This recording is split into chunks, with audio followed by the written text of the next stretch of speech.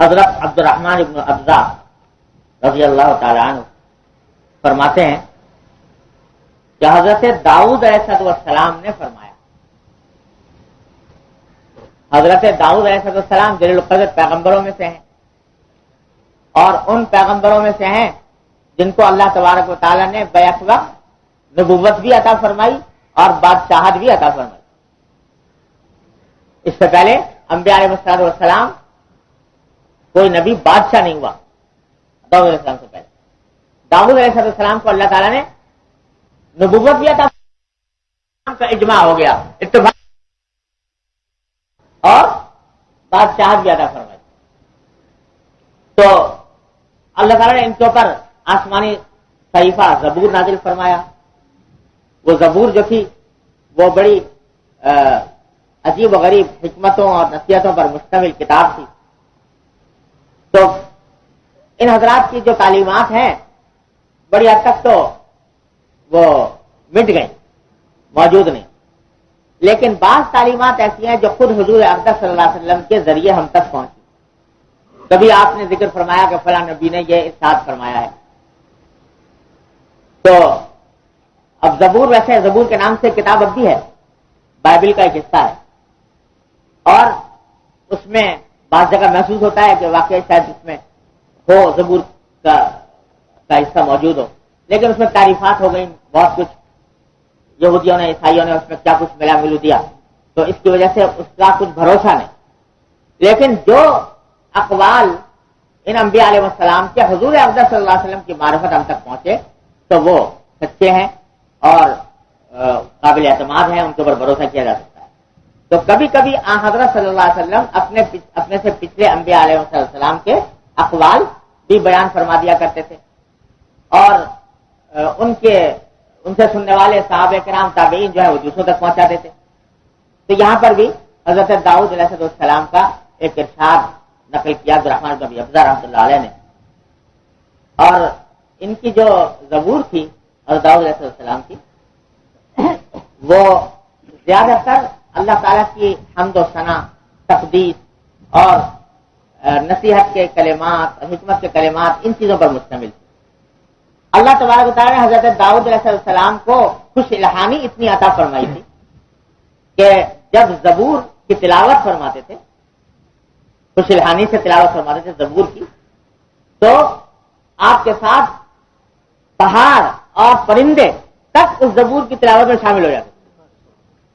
قرآن کریم میں اس کا ذکر ہے کہ جب وہ ذکر کرتے تھے، تسبیح کرتے تھے اور زبور پڑھتے تھے تو یہ بھی شامل ہو جاتے ان کے ساتھ ذکر میں۔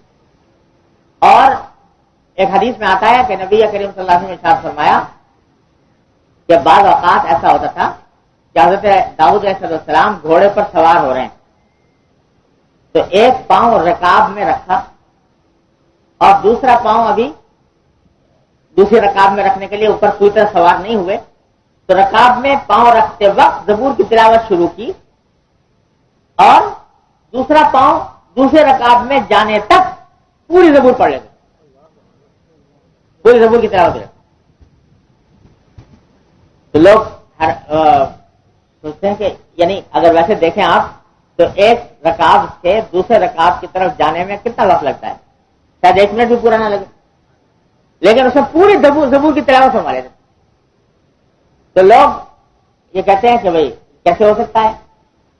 تو معجزہ تو خیر ہے ہی داؤد علیہ السلام کا، لیکن اللہ تبارک و تعالیٰ نے یہ وقت جو چیز بنائی ہے نا، یہ ایسی ہے کہ حضرت مولانا محمد قاسم صاحب نانوتوی رحمۃ اللہ فرماتے ہیں کہ اس وقت کا ایک طول ہوتا ہے، لمبائی، ایک عرض ہوتا ہے۔ ہمیں صرف طول نظر آتا ہے، عرض چوڑائی نظر نہیں آتی۔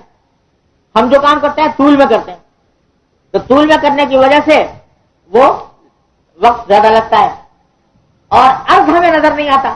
جو اللہ کے خاص بندے ہیں اللہ تبارک و تعالیٰ ان کو عرض میں کام کرنے کی توفیق عطا کرتا ہے، عرض میں کام کرنے کی توفیق عطا کرتا ہے۔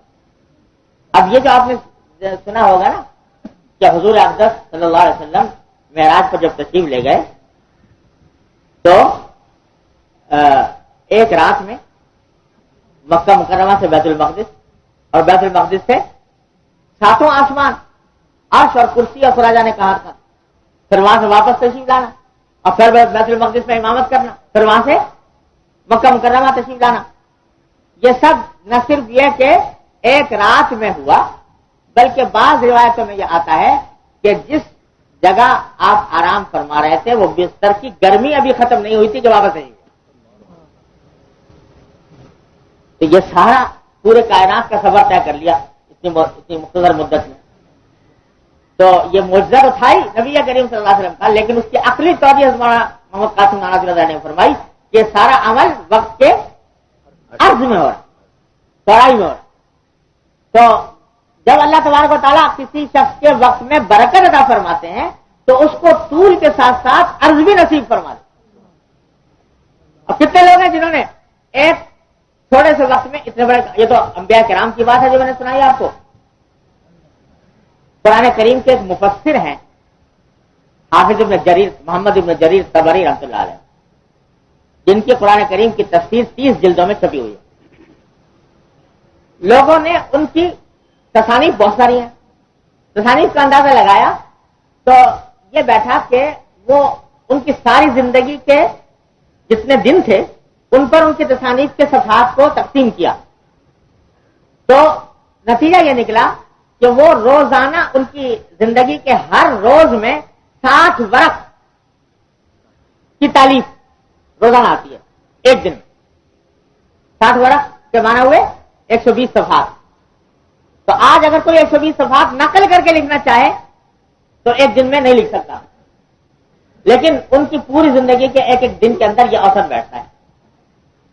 تو اللہ تبارک و تعالیٰ نے یہ برکت عطا فرمائی تھوڑے وقت میں زیادہ کام ہو جانے کی. تو یہ برکت حاصل ہوتی ہے جتنا اللہ جل جلالہ سے قرب ہوگا، جتنا اللہ جل جلالہ سے رشتہ قوی ہوگا، تعلق قوی ہوگا، اتنے ہی اوقات میں برکت ہوگی. آج ہم لوگ کہتے ہیں نا ہمیں ٹائم ہی نہیں ملتا ہے جی، ہر آدمی کو یہ شکایت ہے کہ مجھے ٹائم نہیں ملتا، بڑا کام کرنے کا ٹائم نہیں ملتا. ٹائم اسے نہیں ملتا کہ وقت میں برکت نہیں. ورنہ حساب کر کے دیکھو کہ 24 گھنٹے جو ہیں ان میں سے چلو 6 گھنٹے نکال دیے نیند کے، 7 گھنٹے نکال دیے، 8 گھنٹے نکال دیے، 2 گھنٹے کھانے پینے کے نکال دیے، 10 گھنٹے، باقی کتنے بچے؟ 14 گھنٹے. یہ 14 گھنٹے کہاں گئے؟ اس کے حساب کر کے اگر دیکھو تو پتہ چلے کہ کتنا وقت ہم لوگ ضائع کر رہے ہیں. لیکن جب اللہ تبارک و تعالی توفیق عطا فرما دے اس حقیقت کے ادراک کی کہ زندگی کا ایک ایک لمحہ اللہ جل جلالہ کی طرف سے امانت اور اس کو ٹھیک خرچ کرنا ہے، صحیح مصرف میں خرچ کرنا ہے، تو پھر اللہ تعالیٰ اوقات میں برکت عطا فرماتے ہیں. تو تھوڑے وقت میں اللہ تعالیٰ زیادہ کام لے لیتے ہیں. تجربہ ہے.